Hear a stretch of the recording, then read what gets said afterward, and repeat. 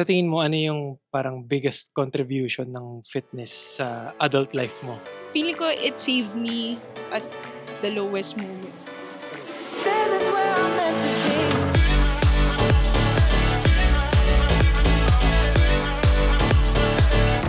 What's up guys? Bon Campus here. Welcome back or welcome to my channel. Here I post fitness-related content and for today's video, kasama natin ang Monday na naman crew. So kung di nyo alam, meron kaming start ng podcast together with my friends, Monday na naman podcast. So doon namin pinag-uusapan career, relationships, adulting stuff, and mga iba't ibang topics about life. So kung interested kayo sa mga ganong topics, medyo light conversation lang, give us a follow and subscribe to our YouTube channel. Nasa Spotify din kami and Apple Podcast. Kasama natin sila ngayon sa gym.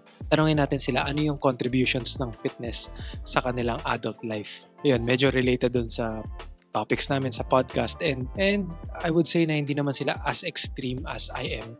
So magandang perspective din yun manggaling sa kanila. And isasabay natin upper body workout. So kung nandito ka para sa workout stuff, so meron din tong workout shit tong video na to. So yun, before we start with the video, like the video and subscribe if you haven't already. Kung gusto mo lang naman, di ba? Free lang naman to. Wala namang pilitan.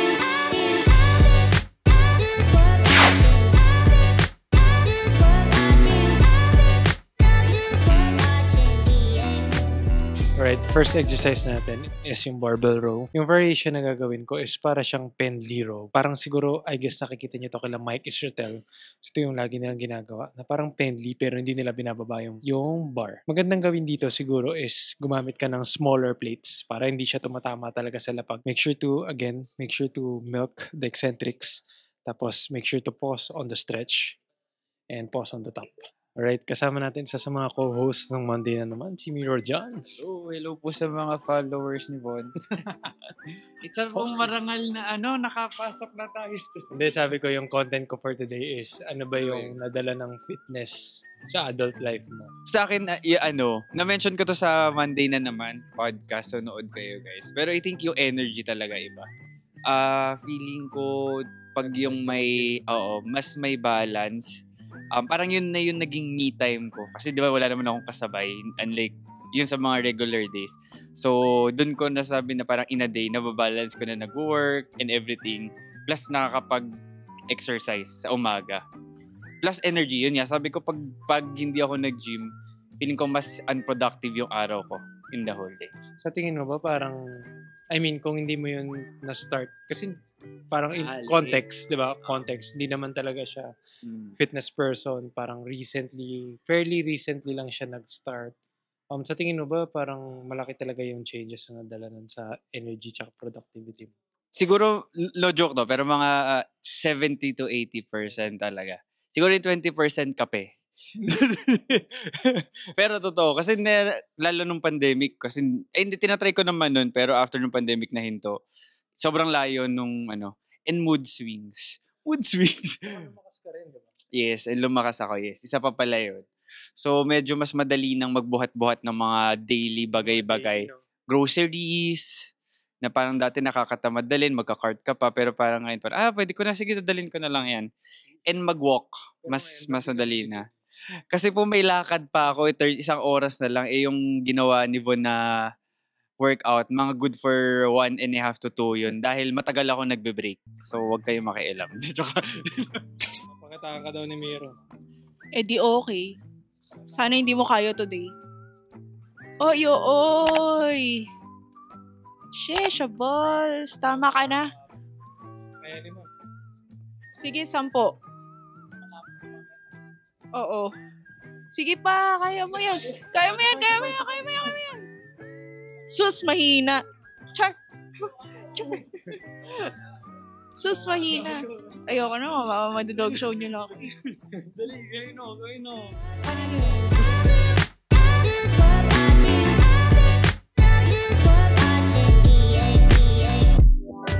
Okay, next exercise namin ni Tiara is cable low row. So, ayan, maganda dito is mag-set up kayo ng bench for bracing. Tapos, pull with your elbows. Slightly lean to your working side. Tapos, pause sa taas. Tapos, pause din sa stretch. So, you will feel na parang kang sinasaksak sa sides mo. But, ganun talaga yung feeling. Para lumaki ang likod. Para kang bina-backstab. Ganun. Oy. Halika na. Kasama natin ngayon. Kasama natin isa sa mga co-hosts ng Monday na naman, si Tiara Joy. Hello! Ang puka na LU. Tatanong ko sa'yo yung tinanong ko kay Miro. Oo, surprise to. Sa tingin mo, ano yung parang biggest contribution ng fitness sa adult life mo? Hindi naman super fitnessy rin ni Tiara. Same as kay Miro. Pero I think mas active si Tiara talaga in general before in comparison to Miro. But yun, ano ba sa tingin mo yung mga parang biggest contribution ng fitness sa adult life mo? Hello! Hello po sa mga subscribers ni Von. Pero aside from the obvious na about health, pwede bang mahaba? Ikukwento ko yung backstory ko, ganun. Okay, so kasi yung backstory dito is, dati naman yung college, ganun, hindi naman super physical. Oh. Tapos na-realize ko nung parang nung nagtatrabaho na ako, sobrang wala akong physical activity. As in to the point na, ang pinaka ko nun is, meron akong, tawag dun? Moment of realization. Epiphany. Epiphany. Ewan ko. Eureka. Kasi nung parang that time, nag-park ako sa 7th floor ng parking building. Tapos gumagana pa ng elev nung pababa. Tapos nung patapos na yung work ko, punta ako sa parking building. Tapos sira yung elev. So, kailangan ko itaasin yung 7 floors nung stairs. Sobrang hindi ako physically fit. Na pagdating ko sa kotse, parang akong mamamatay, ganun. No joke. So, parang, hindi, yung sarong, ganun ka. Yung parang kailangan mo 10 minutes, nakaupo ka lang ganyan. Ayun, yun yung moment of realization. Tapos, parang, since then, nag-start ako ng mag-workout. Ang nag-work sa akin is, yung parang slow and steady. Like, nung start, parang magka-cardio ako 1 minute, ganun. Feeling ko, okay na to, hindi ko na kaya eh. Pero consistent. So, ayun. So, aside from yung mga ganun na physical or health-wise, sa akin, ngayon, kaya ko siya kino-continue is mental health naman sa akin. Parang, though, ewan ko, hindi ko alam paano siya nag-work, pero feeling ko it saved me at the lowest moments. Oo. Di ba, ayan nga, kaya manood kayo ng podcast kasi kunento ko yan nung pandemic na parang, ningil ako, sorry.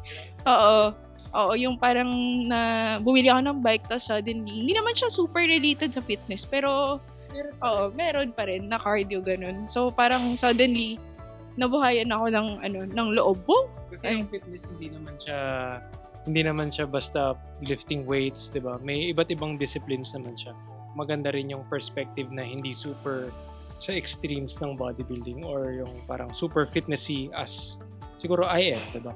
Parang sa atin or sa inyo nila Miro, more on the hindi naman I would not say na casual lifter, but yun hindi lang as extreme as let's say a bodybuilder. Parang gano'n. Tama yun. So parang for me yung lifting, mag-workout is to maintain my sanity. Wow! Yun yung sa akin talaga. Wow! Panoorin niyo yung podcast namin, guys.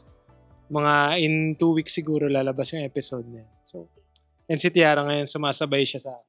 Thank you pa sa pag-guest sa akin dito. Ciao! Okay, next exercise natin is itong, ano ba tawag dito? Cable chest press fly. Parang, basta yun. Basta sa chest.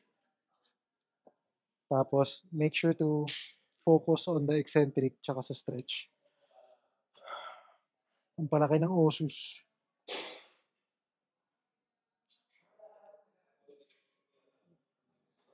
Wag niyong gagawin dito is mabadaliin. Kasi sayang. Kasi pag cable, continuous tension siya. Okay guys, kasama naman natin ngayon yung sound engineer ng Monday na naman podcast. So siya yung behind the camera tsaka behind the microphones. So I think kilala niyo na siya. Annyeonghaseyo. What's up? So kilala niyo to. Si Brother Jen. Hello guys, kamusta kayong lahat yan? So tinatanong ko sa mga host kanina kung ano yung contributions ng fitness sa adult life mo. Ikaw ba meron kang ano dyan? Meron kang input Wala bro, basta buhat lang. Siguro, ngayon na medyo mas nagkakaedad, hindi naman ako matanda pa, pero parang minsan yung mga responsibilidad ka na rin. Tapos, ayun, yung gym siguro parang nagiging, doon nakakapag-channel out ng stress, ganun. Yung Parang naging, ah, ano mo siya, safe place. parang mas nagiging clear yung thoughts ko. Tapos, wala akong ibang iniisip kundi sarili ka. Ayun. Ganda naman nun, par. Sige na, mag-bot na tayo. Kasama natin ngayon isa sa mga co-host din, of course. Yun nga yung topic ng video eh. So, kasama natin ngayon si Aldrin, ang boy, boy next door ng Etipax. Yes. So Aldrin, tinanong ko kasi si Tiara, tsaka si Miro, tsaka si Jen, kung ano yung contributions ng fitness sa adult life niya. Tawag dito? Wala eh. Wala eh. Hindi, ano lang, pagiging consistent. Saka kasi part, ano siya, parang, ewan ko. Hindi ako praktisado dito, pre. Hindi naman, parang, You would say na siguro parang na yung disiplina na nadadala mo Oo, or nadadala mo sa ibang party na.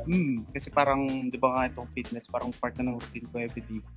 So parang, kapag ina-apply ko yung discipline sa ibang bagay, parang, Mas kinakaya mo. mas kinakaya ko nga.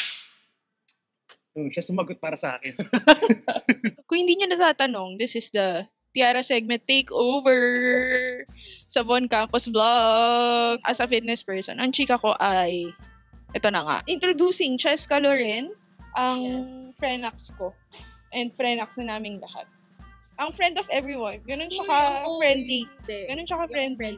Anyway, so guest namin siya kanina sa Monday na naman podcast. Manood kayo and makinig kayo.